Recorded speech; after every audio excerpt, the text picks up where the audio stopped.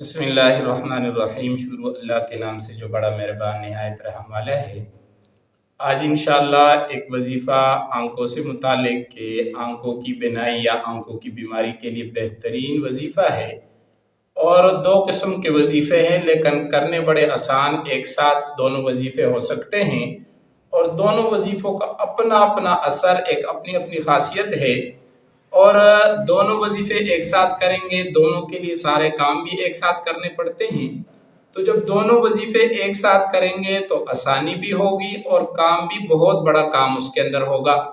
ایک وظیفہ تو اس طرح ہوگا کہ جب وظیفہ کریں گے تو اس کے ذریعے سے آنکھوں کی جس قسم کی بینائی یا آنکھوں کی روشنی یا آنکھوں کی بصارت ہے وہ محفوظ رہے گی، اور دوسرے نمبر پر خدا نخواستہ اللہ نہ کرے کسی کو آنکھوں کی بیماری لگ جائے یا کوئی بیماری یا آنکھ کا کوئی مسئلہ ہو، تو بیماری لگنے کے بعد کا وظیفہ کہ انشاءاللہ وہ وظیفہ کریں گے تو اللہ رب العزت آنکھوں کو بالکل صحیح تندرست فرمائیں گے، آنکھیں بالکل صحیح ہو جائے گی، بینائی صحیح ہوگی۔ پہلے وظیفہ یہ ہے کہ جب بھی ہم نماز پڑھیں، نماز کے پہلے وضو کریں، تو وضو کرنے کے بعد جب وضو ختم ہو جائے، وضو کرنے کے بعد آپ نے وضو سے کھڑے ہو کر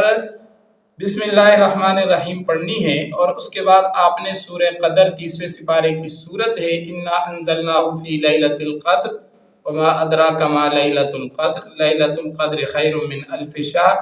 تنزل الملائکۃ والروح فیہا باذن ربہم من کل امر سلام ہی حتی مطلع الفجر۔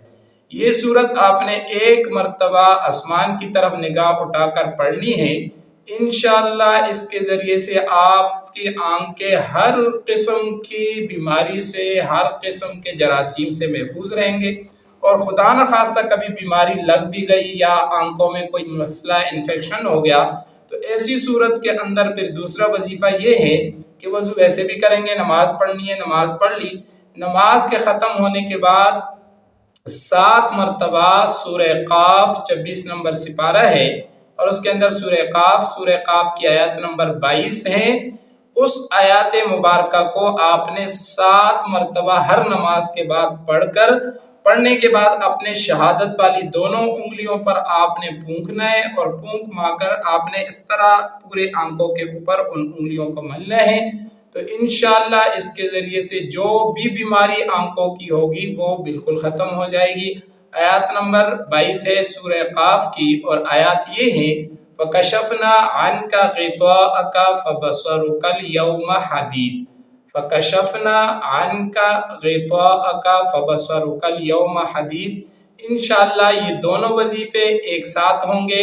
اور دونوں ایک ساتھ کریں گے۔ اولاً تو آنکھیں ہر قسم کی بیماری سے محفوظ رہیں گی، اور اگر کوئی بیماری لگ بھی گئی تو اس وظیفے کی برکت سے انشاءاللہ آنکھوں کی وہ بیماری اللہ ختم فرمائیں گے۔ Subscribe now and press the bell icon. Never miss an update.